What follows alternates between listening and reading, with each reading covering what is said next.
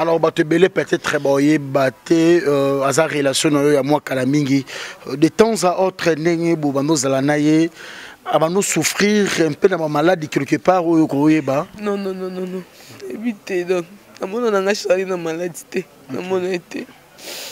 Merci, courage. Maman, là, mon on a beaucoup à WhatsApp. Pardon. La petite on a massacré. Ah, viens au Tinate. Rubenso, en fait, la team en général, la grande famille, la team en général, est en deuil. Donc, Kanina Lobina Bino Kenon, et ça, Liwamoko, Nangai Mope, na yébite, na batebelepe, ba yébite, parce que Lobina répétition, na mona qui est pété, Lobina répétition, na mona qui était. Alors, on a se posé qui, bah, question, moi, et belé, les lots, répétition peut aller de mardi à mercredi, mais je pense qu'automatiquement, répétition, ça déjà annulé. Donc, bah, activité nous sur la team pour l'instant et ça annulé, arrêté par rapport il y a nouvelle inopinée, il y a disparition, il y a Charlie Mobutu, il est accompagné à héritier Watanabe partout. D'abord, lorsque héritier Azaki na Wenge, Charlie était toujours là parmi les bureaux.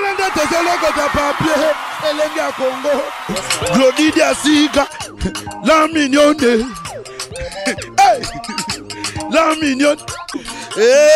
Tracy Mbelenga bro. Tracy Mbelenga bro. Kata. Maxi Bio Café. Yango.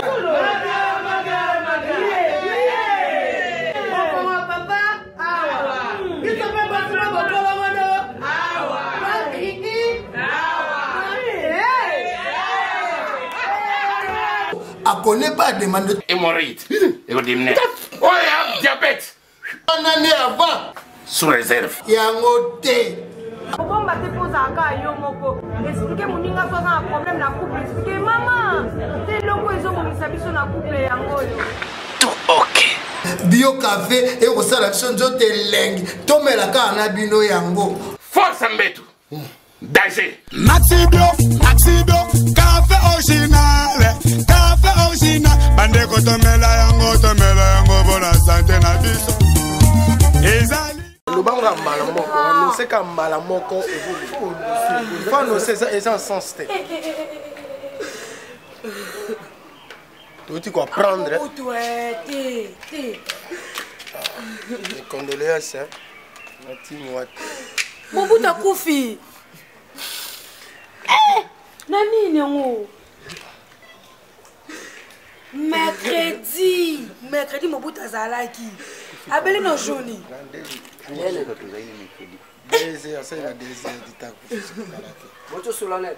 Nzambe na nga ala mok. Il n'est pas couffé, ça fait des heures d'ita. Akufi sikoyo. Na pitani.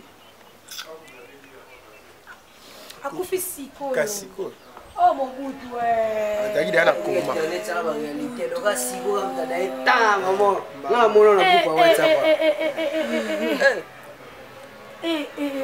Nzambe pardon. La petite on a massacré. Ah. Viens au Tinate. Viens au Mabé. Mobutu mercredi la répétition était viens au Mabé hein. Toto j'y vais. Vie ma bête, tu es mon bout de colon propre. T'es pardon. Mercredi, c'est une répétition. Mercredi, yo. Eh. Ah, mon bout, ouais. Mon bout, on le lissera le matin en ococati. Eh. Mon bout de moi, chaud et chaud. Colon propre. Ma petite été. Eh. Y'a n'a belle, y'a la musique. Ah,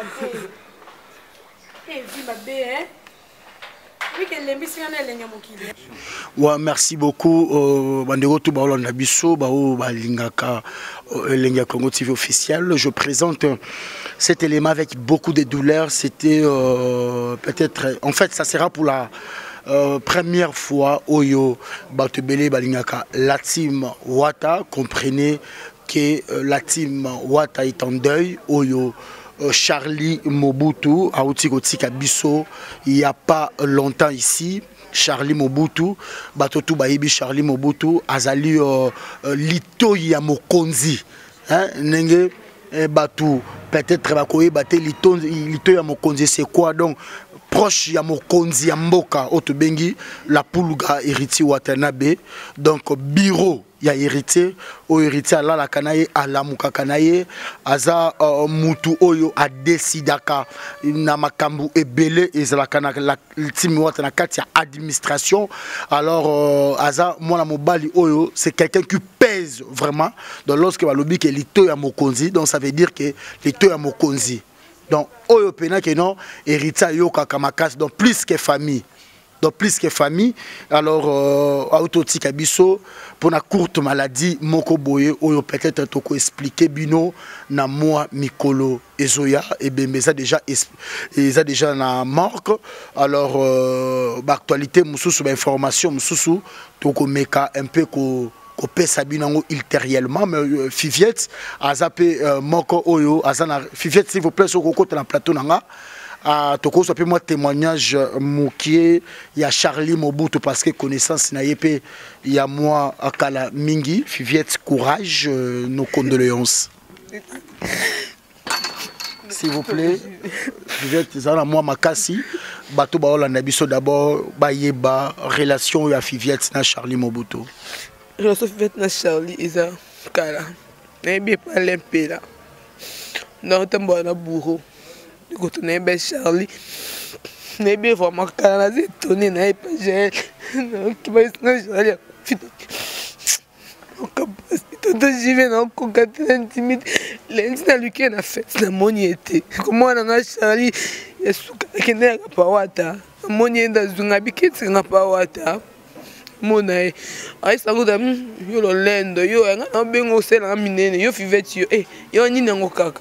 Non c'est ainsi moi qui n'a pas wata na bête que le no nouvelle aboy donc il s'est vraiment passe mec tu n'as me répondre un peu Charlie tous les like donc vraiment désolé alors bato belé peut-être très boyé baté asa relation ya moi kala mingi de temps à autre ndenge bobano zala naye abano souffrir un peu dans ma maladie quelque part ou koyeba non éviter donc na mona na Charlie na maladie na mona été.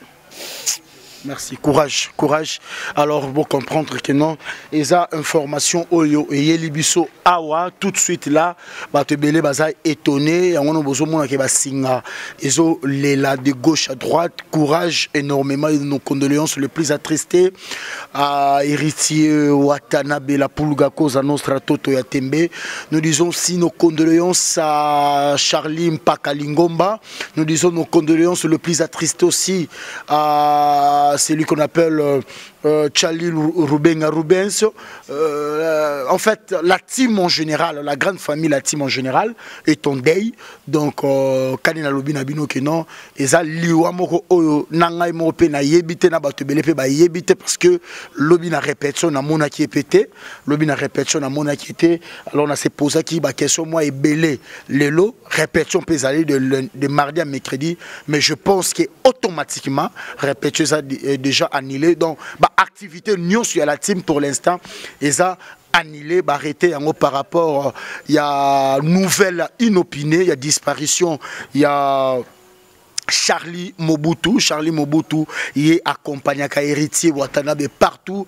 D'abord, lorsque héritier Azaki na Wenge, Charlie était toujours là parmi les bureaux où il y a héritier Watanabe. Charlie Azaki toujours, héritier comme dans la team Wata, comme leader na Konaye. Charlie Azaki toujours fidèle avec la Pulga Cosa Nostra Toto Yatembe. Donc, on a eu Charlie.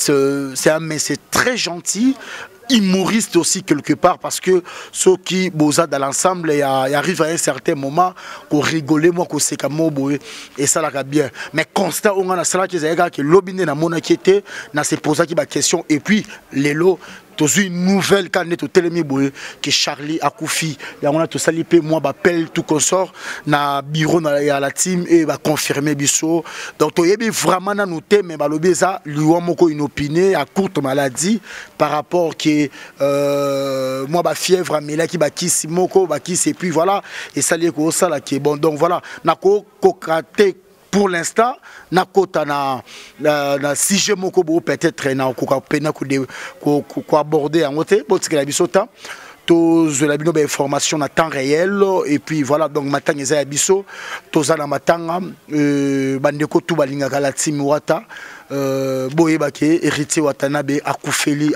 oyaye famille oyaye soda na ye donc oyo ba bundi pe ba continuer ka kubunda jusqu'à ce que Charlie ayoti kabiso ni comme konzi na été surtout comme na suka poto chité donc voilà donc merci beaucoup. Tous les la Charlie na bateau tout bazolanda biso bateau tout ba lingaka héritier Watanabe donc lorsque tous lo ba lito ya mokonzi donc oyo Charlie a lobby na mokonzi ozwa a discerner yango et puis décision pe et pesami na la team Wata donc ce qui héritier zolala awa Charlie aza awa ce qui héritier vandi awa Charlie aza awa donc ya lo ba pena trop exaté même à tel podium na ba concert au monde que Charlie azala toujours pemé dans mokonzi donc c'est vraiment un gars à part ya ba makambo ebele donc tant que quand mobile inde na simi pena micro mais casque là ne tient je ne pouvais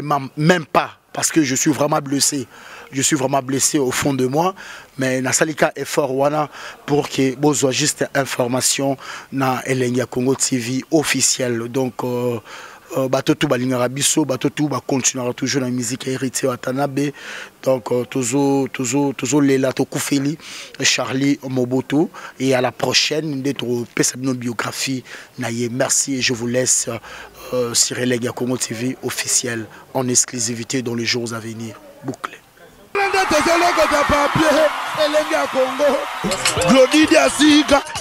la mignonne